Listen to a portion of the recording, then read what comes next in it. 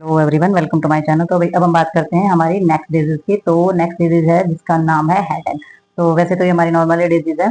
तो हेडेक का मतलब सभी को पता है कि सर दर्द हमारा होता है, जो सिर में जो दर्द होता है उसको बोला जाता है। तो डेफिनेशन में इन्होंने क्या बताया है, it is a symptom of underlining disorder rather than a disease itself. तो ये जो है सर दर्द जो है ये एक तरीके का सिम्टम है, मतलब एक तरीके का बीमारी नहीं है। जब कुछ और डिसऑर्डर हमें हो जाता है तो सिर दर्द होता है, तो ये एक सिम्टम माना जाता है किसी भी बीमारी के होने का। ठीक है, कोई भी किसी भी रीजन से हमारी बॉडी में कुछ दिक्कत होती है तो वो सर दर्द होता है, तो वो हमें इंडिकेट करता है किसी प्रॉब्लम के होने का। तो ये एक सिम्टम माना जाता है, एक सिम्टम और साइन होता है, तो उसे हम हेडेक बोलते हैं। तो इसकी टाइप दी हुई है, वही मेनली टू टाइप्स इसमें इसकी होती है। तो एक टाइप होती है हमारी प्राइमरी हेडेक और एक होती है हमारी सेकेंडरी।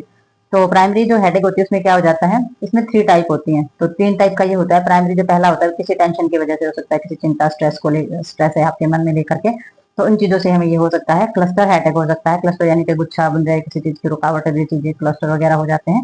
तो इसमें तीसरा हमारा हो जाता है माइग्रेन और हमारे वस्कुलर हेडेक जो हो जाती है ब्लड वेसल्स की वजह से या फिर माइग्रेन पेन्स होता है उसकी वजह से। तो ये हमारे आते हैं प्राइमरी हेडेक के अंदर। नेक्स्ट हमारा इसके अंदर आ जाता है जो सबसे पहले देखेंगे कि जो टेंशन हेडेक है उसमें क्या रीजन रहता है, किस तरीके से होता है। तो इसमें इमोशनली और फिजिकली जो स्ट्रेस होता है उसकी वजह से हमारे किसी भी तरीके की हम टेंशन हो जाती है, इमोशनली हम किसी चीज को लेकर के परेशान हो जाते हैं, फिजिकली परेशान हो जाते हैं। तो मोस्टली इसमें जो टेम्पोरल एरिया होता है, टेम्पोरल एरिया होता है हमारे कान के ऊपर, और फोरहेड होता है हमारा जो माथा हम जिसको बोलते हैं, और उसकी जो बैक साइड होती है हेड की, जो ऑक्सीपिटल एरिया होता है, तो उस जगह पर हमारी ये ज्यादातर ये पेन पाया जाता है। और मसल्स कॉन्ट्रेक्शन होता है, ये जो हेडेक होती है, जो सर दर्द होता है, इसमें मसल्स की जो कॉन्ट्रेक्शन होती है वो भी हमारी बहुत ज्यादा बढ़ जाती है। तो जब इसका ट्रीटमेंट देखेंगे हम, तो ट्रीटमेंट में इसके नार्कोटिक एनालिसिस दिए जाएंगे। तो सारी की सारी जो थोड़ा बहुत नशे वाली जो पेन किलर हमारी होती है वो इसके अंदर दी जाती है। मसल्स रिलैक्शंस दिए जाएंगे, जैसे कि हमारे बैक्लोफेन से, ये हमारी ड्रग्स के ही नाम है। तो ये हमारे मसल्स को रिलैक्स करने के लिए, मसल्स के अंदर जो ज्यादा कंट्रैक्शन हो रहा है उसको शांत करने के लिए दी जाती है। और NSAID जो दिए जाते हैं, जो हम पहले भी पढ़ चुके हैं, सब जगह आते हैं, non steroid anti inflammatory drugs जो हमारे होते हैं। तो इस तरीके के ड्रग्स जो होते हैं वो हमारे टेंशन हेडेक के अंदर दिए जाते हैं। तो वही नेक्स्ट देखते हैं हम इसके। तो भैया टेंशन हेडेक के ही कुछ पॉइंट इसके अंदर बचे हुए हैं। तो इनमें दिया गया है एंटी डिप्रेस। ठीक है, तो डिप्रेशन को कम करने वाली, या डिप्रेशन को कम करने वाली, डिप्रेशन को खत्म करने वाली, ठीक है। और हमारे ट्रैंकुलाइजर और हमारे दिए जाते हैं इसके प्राइमेंट। तो ये हमारे ड्रग्स के ही नाम है जो हमारे दिए जाते हैं। जो फर्स्ट टाइप का जो हमारा होता है हेडेक, यानी कि टेंशन वाला जो हेडेक होता है, उसके अंदर ये दिए जाते हैं मसल्स को शांत करने के लिए। नर्सिंग मैनेजमेंट में इसमें क्या प्रोवाइड किया जाएगा, इसमें इंश्योरेंस दिया जाता है पेशेंट को, यानी कि सांत्वना और आश्वासन दिया जाता है पेशेंट को। बिहेवियर थेरेपी दी जाती है, पेशेंट के साथ अच्छा बिहेवियर जब करते हैं तो उसे टेंशन भी शांत हो जाती है। आश्वासन देने से जो उसके अंदर स्ट्रेस है, किसी चीज को लेकर के चिंता है, वो भी कम हो जाती है। तो नेक्स्ट हमारा आ जाता है नंबर बी, इसमें आ जाता है हमारा माइग्रेन, यानी कि वस्कुलर हेडेक।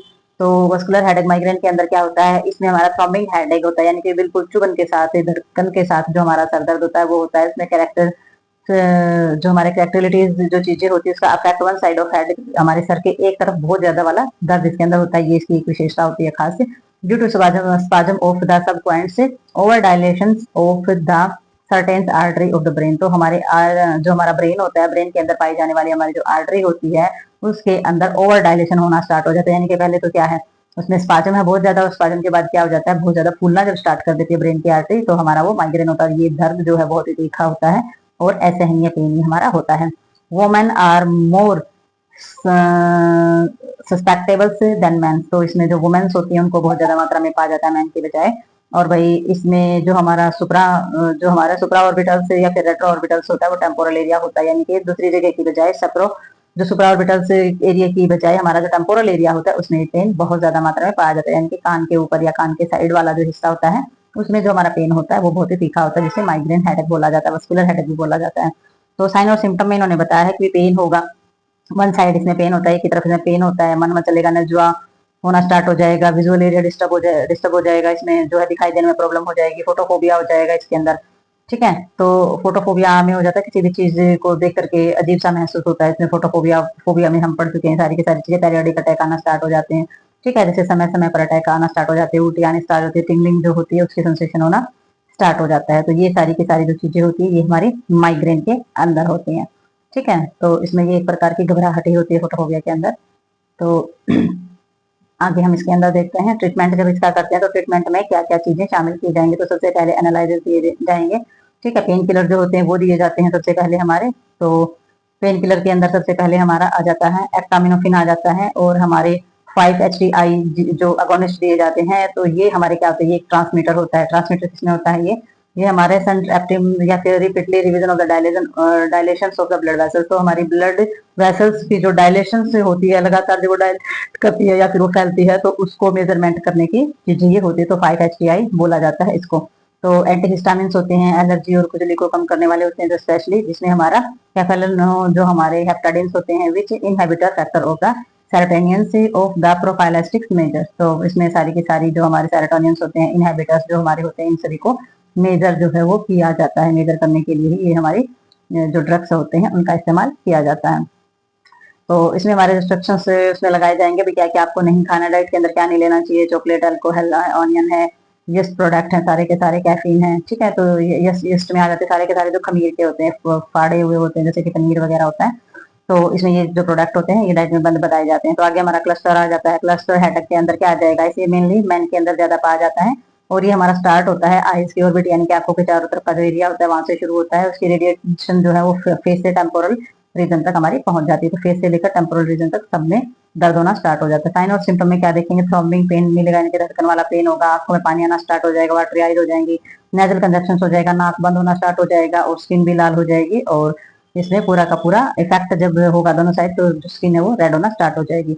अब जब इसका जो ट्रीटमेंट होगा, ट्रीटमेंट में क्या करना, कोल्ड एप्लीकेशन करनी, यानी कि ठंडी पट्टियां वगैरह रखना स्टार्ट कर देना है। दर्द को कम करने के एनालाइज के लिए हमारा क्या करेंगे, हम इंडोमेथोसिन जो टैबलेट है वो दी जाएगी। एंटी डिप्रेशन के लिए हमारे टैबलेट होती है, डिप्रेशन को, टेंशन को, स्ट्रेस को कम करने के लिए हमारी इम्प्रेमाइन हो जाएगी, फेनालाइजिन हो जाएगी, या फिर हमारे फ्लोक्सोटाइन्स हो जाएगी। तो ये हमारी टैबलेट होती है डिप्रेशन को कम करने के लिए, ठीक है। अब हमारा आ जाता है इसमें सेकेंडरी हेडेक। तो सेकेंडरी हेडेक के जो हमारे रीजन रहते हैं, सबसे पहले केस बताया इन्होंने, अगर ब्रेन के अंदर ट्यूमर है, ठीक है, मेनिंजाइटिस है, मेनिंजाइटिस यानी कि जो हमारा आवरण होता है ब्रेन का, बाहर की जो लेयर होती है उसके अंदर सूजन आ जाना।